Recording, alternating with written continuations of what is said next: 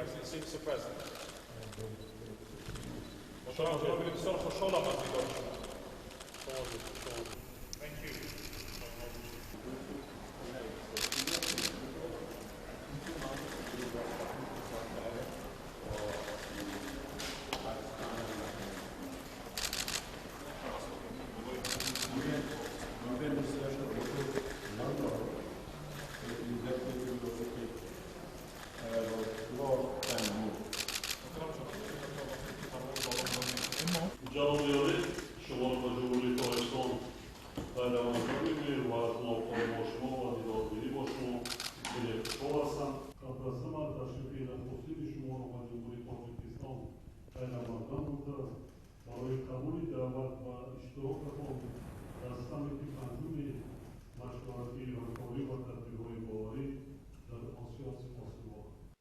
جمهوری تاجیکستان در این مشورتی با نفوذی که 27 کشور را متحد می نماید برای فراهم آوردن امکانات بررسی و محاکمه مسائل مهم تمام کوشش‌ها را به خط countries in order to provide opportunities for exchange of views and useful exchange of instructions. کشور با دوستی بنگلادش در قطار کشورهای با سرعت رشد یابنده قرار دارد.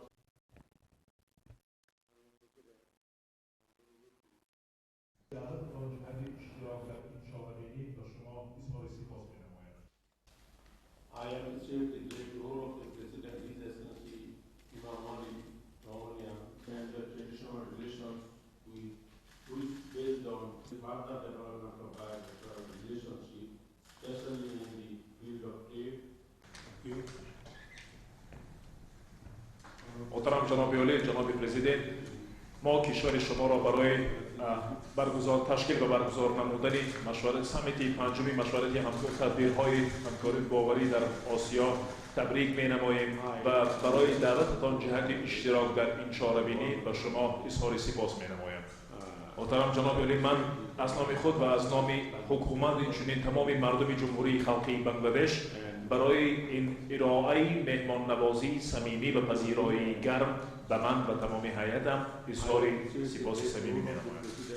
من نقش و سهم بارز پرزیدنت جمهوری تاجیکستان محترم امام علی رحمان را در تأمین بخشیدن رفاه و شکوفایی جمهوری تاجیکستان در یک مدت مناسباً بسیار کوتاه خیلی بلند قدردانی و ارزیابی می نمایم.